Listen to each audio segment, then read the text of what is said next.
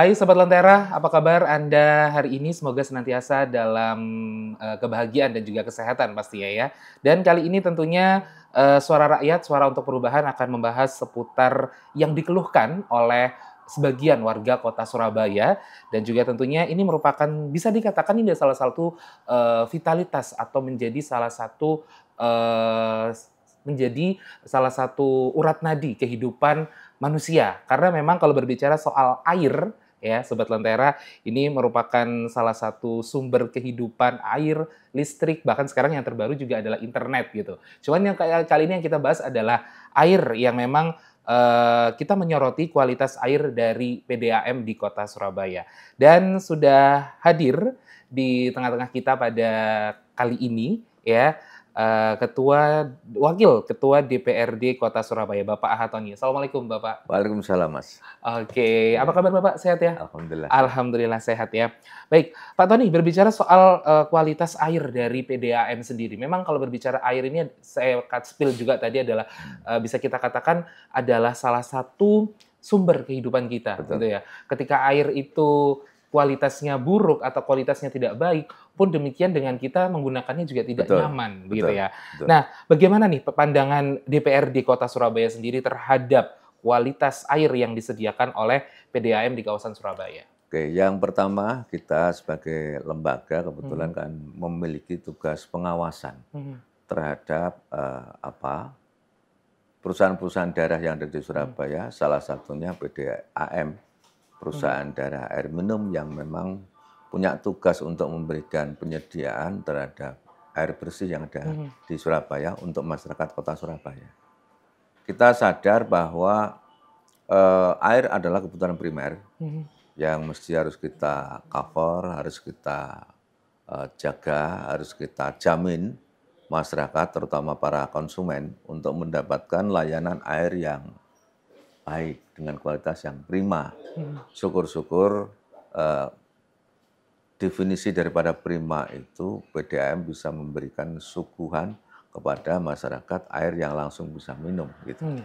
Dan sekian dasawarsa kita selalu dihadapkan pada PDAM adalah perusahaan daerah air mandi, bukan air minum. Bukan air minum lagi ya itu berarti? koreksinya begitu. Tetapi pada 1-2 tahun terakhir memang Dewan memiliki satu komitmen dan memberikan pengawasan yang super ekstra ketat kepada perusahaan-perusahaan daerah, lebih khusus adalah PDAM, dan alhamdulillah manajemen PDAM terus berbenah dan memberikan satu impact yang baik pada outputnya. Walaupun dalam prosesnya kadang-kadang kita harus bersih tegang karena memang kita kan butuh keyakinan apa yang dilakukan itu betul-betul memiliki satu dampak, impact terhadap kenaikan kualitas daripada air. Dan terhadap air sendiri kita bisa memahami terhadap persoalan-persoalan dari yang disampaikan oleh PDAM. PDAM itu Mas ada satu bahan baku mutu airnya itu kan ada yang diambil dari unggulan. Kalau unggulan itu diproses langsung kemudian jadi bagus. Tetapi yang repot kita seperti yang ada di Ngagel itu kita masih menggunakan dari Sungai Brantas. Nah, di mana Sungai Brantas itu hulu hilirnya itu jelas, hulunya ada di ujung sana, hilirnya ada di Surabaya. Dan Surabaya adalah sungai terakhir sebelum Kali Brantas masuk ke laut. Nah, ini artinya bahwa ketika aliran itu masuk dari kota ke kota, setiap kota itu berkontribusi terhadap pencemaran air. Nah, terhadap pencemaran dan dari limbah dan sebagainya itu sayangnya dari pihak yang memiliki otoritas di dalam menjaga kualitas air sungai itu, menurut penilaian kami masih kurang begitu care. Kemudian kesadaran masyarakat terhadap lingkungan juga masih belum care. Akhirnya bahan baku mutu air yang digunakan untuk PDAM pun juga dalam tanda kutip kualitasnya sangat buruk. Karena kualitasnya sangat buruk, maka treatment yang dilakukan oleh PDAM juga makin berat. Sehingga prosesnya itu cukup panjang, mulai proses kalibrasi, kemudian pengendapan, lalu kemudian sampai pada filterisasi, sampai pada Bahkan adalah nanti itu bagaimana supaya mereka itu bebas daripada bakteri sampai pada kalau perlu ionisasi begitu. Ini kan gambaran-gambaran ideal yang ingin kita yang kita bayangkan supaya PDAM itu terus bisa meningkat kualitas airnya. Repotnya juga pada fase-fase hujan seperti ini. Ini kan air sungai itu tidak lagi bisa dilihat apakah ini kan sudah seperti kolam susu gitu kan. Betul. Jadi sudah campuran kadar lempungnya begitu tinggi sehingga ini pun juga menjadikan pekerjaan berat bagi PDAM untuk memproses. Jadi memang cukup PR juga ya bagi PDAM sebetulnya karena memang kebetulan Kota Surabaya ini seperti yang Pak Tony katakan tadi hilir dari akhir akhir. Jadi mungkin dari setiap kota bahkan setiap perjalanan air dari hulu itu memang dia berpotensi dan itu pasti ya Pak ya memang setiap kota ada sumbangsi untuk memberikan pencemaran itu tadi. Iya. Saya bisa pastikan bahwa setiap kota yang dilewati oleh Sungai Berantas berkontribusi terhadap pencemaran air. Karena masyarakat dari hulu ke hilir kita sering melihat laporan-laporan dari LSM lingkungan yang selalu memberikan pengkritisan bahwa di setiap kabupaten kota yang dilewati Berantas ini kan sudah muncul industrialisasi. Apakah itu industrialisasi kelas madya ataupun bahkan rumah tangga, itu kemudian mereka melakukan satu pembuangan tidak melalui proses rencapan dan pengolahan limbah lebih dulu, tetapi pembuangan langsung pada sungai. Nah ini meyakini bahwa tanpa kami melakukan survei, tanpa melakukan riset, tapi adalah melihat daripada baku mutu yang terakhir yang kita dapat dipastikan bahwa setiap kota berkontribusi itu. Baik, jadi memang kontribusinya bukan kontribusi yang positif, tapi kontribusi yang negatif. Betul, gitu ya. Betul. Nah, yang menjadi pertanyaan saya juga menjadi pertanyaan Sobat Lentera juga, apa sih upaya dari pemerintah untuk mengurangi, istilahnya mengurangi setiap pencemaran yang ada dari hulu ke hilir itu tadi? Ya, kalau hulu ke hilir kita dorong kepada pihak-pihak masyarakat untuk terutama dari NGO untuk terus mengkritisi tentang baku mutu yang ada di dalam Sungai Berantas. Ketika Sungai Berantas tiba-tiba muncul sebuah buih yang kemudian terhampar seolah-olah Berantas itu seperti lautan buih, bahkan nampak dari jauh seperti salju. Ini kan orang melihat itu sebagai satu tontonan seolah-olah indah, tetapi sebetulnya dari sisi kebutuhan itu menjadi bahan baku air minum masyarakat. Ini adalah sesuatu yang sangat mengkhawatirkan. Ini adalah bentuk daripada refleksi daripada performa air kita bahwa betapa buruknya. Dan ini kan NGO tadi itu Ekoton dan sebagainya, mereka melakukan pengawasan begitu kuat dan kita appreciate lah atas usahanya. Oke, jadi salah satu usaha dari pemerintah atau perusahaan juga seperti itu ya. Nah, yang menjadi pertanyaan saya juga adalah apakah DPRD Kota Surabaya ini memiliki data atau laporan terkait uji kualitas air PDAM di Kota Surabaya atau sejauh mana sih hasil uji tersebut itu sudah memenuhi standar baku mutu? Jangan dijawab dulu Bapak. Baik. Ya. Nanti akan kita lanjutkan setelah yang berikut ini.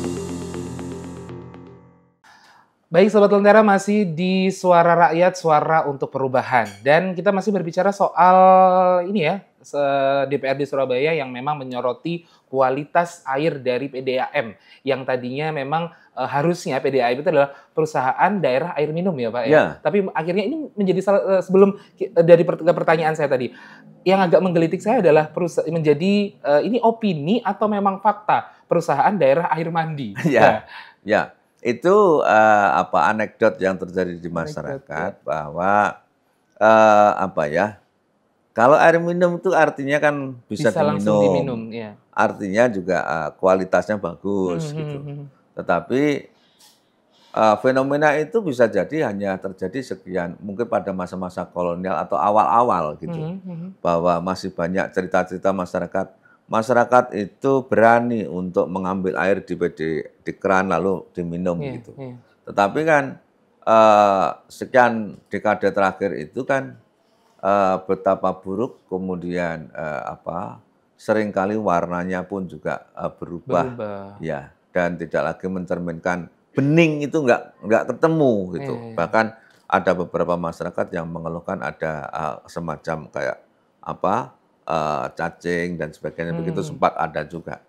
Tetapi saya juga melihat karena ada informasi-informasi itu sehingga kami melihatnya menyikapinya keras terhadap PDAM ini.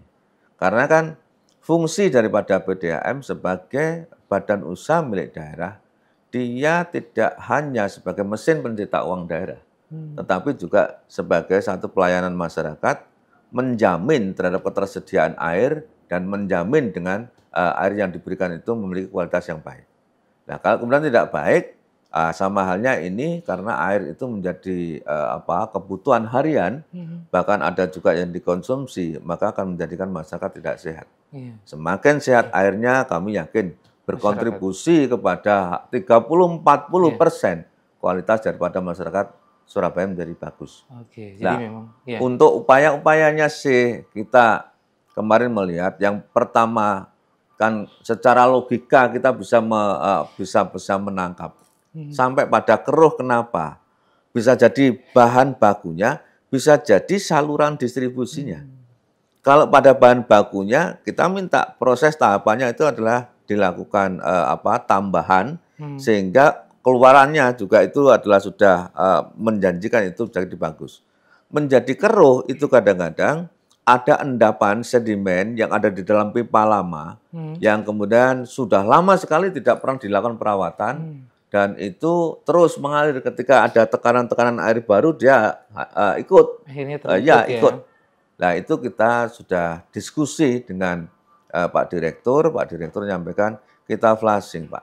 Jadi didorong ada kayak semacam pembersihan pipa dengan memberikan tekanan tinggi, dalam tanda kutip jangan sampai pecah, tentunya kan harus dihitung itu, karena dengan tekanan yang tinggi pun berisiko pecah dan itu akan menjadikan masyarakat terganggu. Baru ya. Ya, yang kedua pun kita menciptakan sebuah mendorong inovasi daripada PDAM untuk melakukan kontrol. Ada kontrol otomatis yang ketika itu airnya tekanannya itu berkurang, lalu kemudian dia juga laporan. Kalau kemudian kualitasnya tidak bagus, melampaui ambang batas toleransi, dia pun juga laporan. Harapan kita begitu. Nah, yang sudah dipenuhi ini kan masalah tekanan. Tekanannya di sana ada berapa dan kemudian itu yang laporan. Kalau kemudian ada masalah pun juga mereka laporan gitu. Jadi informasi digital itu yang sudah diterapkan dan ini sudah mulai membaik. Dan kalau kemudian di beberapa daerah di Surabaya ada keluhan, masih ada endapan, keruh dan sebagainya, maka ini akan menjadi sebuah atensi kita bersama.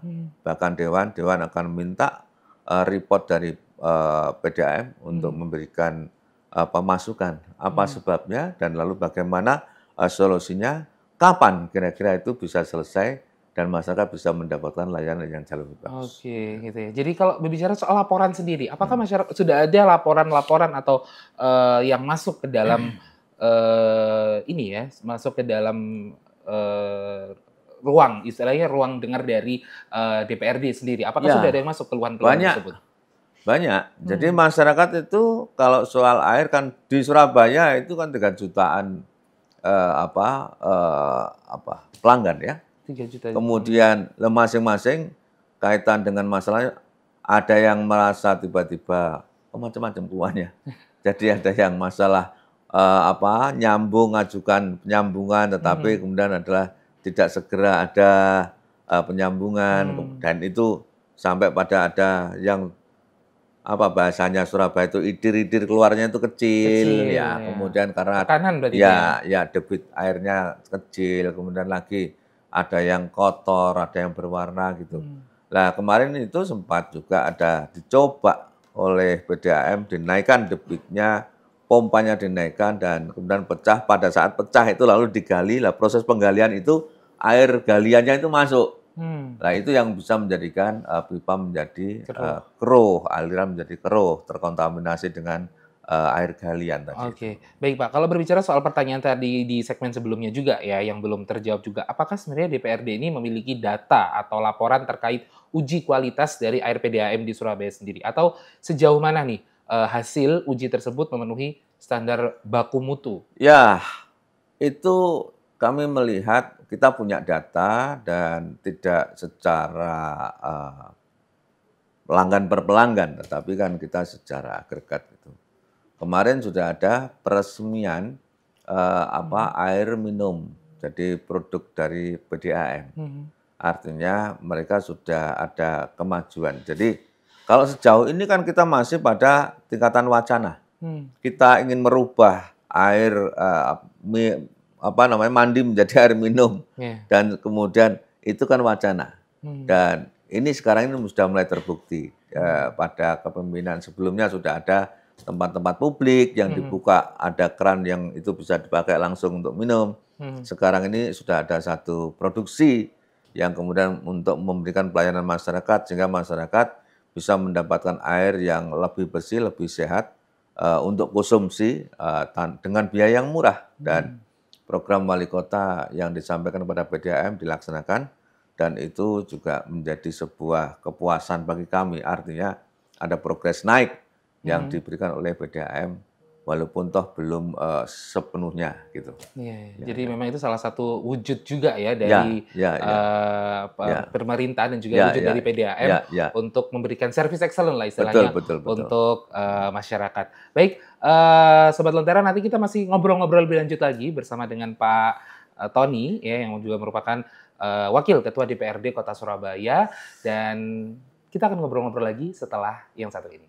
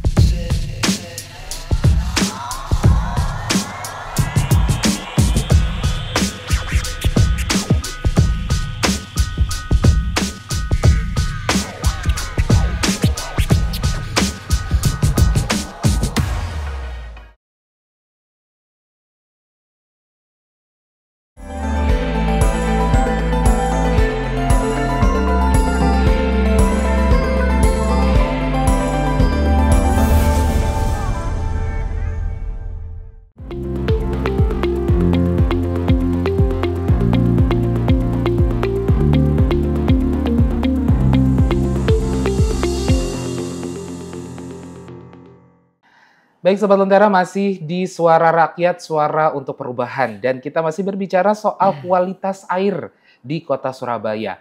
Dan berbicara soal air juga nih Pak Tony. Kota Surabaya ini kan memang kota metropolitan ya. Kota Ya, metropolitan terbesar kedua setelah ibu kota betul. Jakarta. Apakah ini juga menjadi salah satu, apa ya, kalau bisa dikatakan satu hal yang cukup memalukan ketika Kota Surabaya ini kualitas, kalau mungkin dari segi bahan baku atau dari segi volume, Surabaya Ya, tidak pernah kekurangan air gitu ya. ya, Tapi kualitasnya ini yang dipertanyakan. Ini betul. apakah juga menjadi salah satu, apa ya, bisa dikatakan aibkah atau hal yang memalukan juga atau bagaimana nih? Ya, sebetulnya target kan bukan persoalan malu aib, tetapi kan ini kan persoalan Surabaya sebagai satu kota besar dengan Mhm, masyarakat sebanyak ini harus kita jamin mereka hidup mmm, dengan sehat, iya, jangan sakit gara-gara air gitu kan. mhm, Kemudian ya upaya untuk menjadikan air sehat itu yang menjadi bayangan kita bahwa apa proses daripada teknologi yang digunakan kita minta untuk di-upgrade. mhm, Jadi pendekatan-pendekatan, tradisional, oke itu digunakan karena boleh saja masih digunakan selagi itu masih, dalam rangka mendukung efisiensi dan efektif untuk, produk air yang dihasilkan. Tetapi yang tidak kalah penting adalah kita bagaimana meningkatkan, kualitas air itu dari waktu ke waktu itu, nampak. mhm, Kalau kemarin kan sekedar bagaimana masyarakat itu mendapatkan suplai air. mmm, Suplai air, dengan tekanan yang cukup, sehingga adalah ada air bertekanan gitu, mhm, sehingga ngalirnya lancar. iya. Persoalan itu ndak bagus dan sebagainya, yang penting Kualitas itu, ya dikesampingkan begitu ya? dikesampingkan. Lah sekarang sudah kita memasukkan variabel ketiga, kualitas harus oke. Mmm, Sehingga tekanannya oke, kemudian, kualitasnya harus mhm, mulai oke gitu mhm, kan. Kemudian berikutnya lagi, kebutuhan air untuk air minum, ya sekarang perlu juga dipikirkan bagaimana caranya, ada satu, layanan dari PDAM membuka, tempat depo-depo air mhm, minum mhm, yang bisa mensuplai kebutuhan masyarakat apakah untuk masak ataupun adalah air minum. Dan sekarang kan kita dihadapkan pada fabrikasi dengan kemasan plastik mhm, yang kemudian secara, kajian kesehatan kalau memang di dalam proses penyimpanannya, lalu dijemur dan sebagainya kan menjadikan katanya kan menjadi tidak sehat iya airnya iya, itu. Lah kita kan, juga melihat impact daripada laporan dari rumah sakit bahwa masyarakat sakit karena, faktor air yang atau tidak faktor, bersih. faktor air yang kemudian di dalam plastik dan sebagainya kan Mhm, kita dihadapkan pada trauma-trauma itu. mhm, Nah kita minta PDAM ada satu depo-depo yang disiapkan kalau bisa dalam ya satu kelurahan, satu kecamatan ada satu layanan satu dulu, mhm, sehingga pada tahun ini ada 31 kecamatan yang sudah mulai ada air bersih dari PDAM, mhm, air minum dari iya, PDAM, lalu dikembangkan ke setiap kelurahan dulu, iya, sehingga sampai pada tingkatan-tingkatan terendah nanti, harapan kita itu bisa disuplai oleh masyarakat. mmm, Teknologi reverse osmosis bahkan adalah bisa diterapkan untuk mhm, menjamin bahwa, PDAM memberikan layanan yang baik dan kemudian, bisa meningkatkan mhm, kesehatan masyarakat dan juga yang tidak kalah penting kalau itu dilakukan dengan sinergi mhm, antara PDAM dengan, masyarakat, justru tidak mungkin nanti itu, PDAM akan bisa memonopoli terhadap mmm, kebutuhan air dan kemudian, sistem-sistem industrialisasi air yang selama ini muncul di pasar, mhm, itu bisa jadi akan digeser. Katakanlah, tidak 100%, 40%, 50% gitu mhm, itu akan menjadi sebuah, prestasi yang luar biasa bagi oke. PDAM. Baik, kalau berbicara soal depo juga, depo Ya, air yang ada di setiap, kecamatan ya rencananya. ya. Apakah itu masih wacana atau memang sudah diwujudkan oleh pemerintah Kota Surabaya atau PDAM Kalau ini? yang untuk per kecamatan masih belum. Mmm, Nah, sekarang kan masih uji coba ketika itu dari Umbulan masuk, lalu mhm, kemudian ada di zona Kerembangan kemarin, mhm, dibuka dan kemudian hasilnya bagus. mhm, Nah, ini kan Surabaya masih punya prototipe itu. mmm, Nah, dari prototipe itu kan kita melihat dari sekian, waktu itu, kualitas itu bisa dijaga secara konsisten enggak, gitu. mhm, Tetapi evaluasi terakhir dua 2 minggu terakhir kemarin, kami dapat informasi dari Pak Direktur, mhm, kondisinya masih bagus dan mmm. Saya juga sampling kepada masyarakat, informasi dari Bapak juga masih bagus, mereka masih gunakan itu. Nah sekarang tinggal ini, prototipe ini akan sukses. Menduplikasi ke setiap kecamatan. Tentunya ini kan terkait dengan jaringan. Tinggal jaringannya yang bagus, yang terjaga ini disampaikan di setiap kecamatan, dibuka depo. Setelah itu dari depo itu lalu dibuka di kelurahan. Dengan begitu masyarakat akan mendapatkan layanan air dengan murah dan kualitas yang sangat bagus. Oke, baik-baik. Jadi memang dengan apa namanya ini adanya depo itu tentunya bisa menunjang dari kualitas airnya semakin lebih baik lagi pastinya ya. Ya. Sekarang beban kan kita kan bisa ngitung beban masyarakat terhadap air. Air jauh lebih mahal. 1 liter air jauh lebih mahal daripada BBM. Dan ini kan satu hal yang fenomenal ya. Kaitan dengan itu kita inginnya kan masyarakat menjadi lebih sejahtera. Padahal kebutuhan air itu kan segitu banyaknya. Berapa liter kita? Nah kalau kemudian ada keluarga besar gitu, berapa liter mereka harus mengonsumsi? Berapa uang yang harus dibuang untuk kebutuhan air dengan biaya mahal itu? Tapi kalau itu adalah kita bisa siapkan dengan murah, maka kita akan bisa sejahterakan masyarakat melalui pendekatan air yang bersih, sehat dengan harga yang sangat ekonomis. Oke, baik. Mungkin ini terakhir juga dan juga merupakan pertanyaan dari masyarakat Surabaya yang terdampak dari buruknya kualitas air ini. Langkah terdekat atau langkah tercepat dari entah itu dari pihak DPRD Kota Surabaya atau mungkin pemerintah dan PDAM untuk segera memperbaiki kualitas air ini. Bagaimana? Setuju. Jadi ketika masyarakat mendapatkan layanan air yang buruk, jangan biarkan.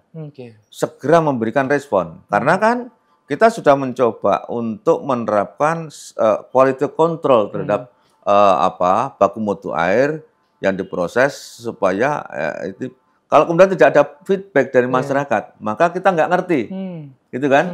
Nah sekarang kan mengandalkan digitalisasi, tapi ternyata mesinnya rusak juga. Kita kan kebobolan, tetapi kan masyarakat sebagai konsumen itu menjadi satu penting untuk melihat apakah output daripada layanan yang direncanakan dan dilaksanakan ini sudah sesuai dengan kebutuhan masyarakat atau yang disampaikan kepada kami atau belum. Nah, sehingga perlu ada satu respon cepat dari masyarakat supaya kita juga bisa memberikan tekanan dan PDAM yang punya komitmen untuk memberikan layanan yang makin baik bisa menjaga dan mewujudkannya. Oke, baik. Jadi kalau sekarang untuk seluruh masyarakat Surabaya atau Sobat Lentera juga yang menyaksikan Suara Rakyat pada edisi kali ini, tentunya ketika mendapati atau mendapatkan bahwa air di rumah Anda tidak baik kualitasnya, bisa langsung lapor gitu ya. Nggak usah sungkan. Nggak usah sungkan ya. Jangan hanya sekedar bahasanya, kalau bahasa Surabaya sambatan antar tetangga, jangan hanya begitu ya.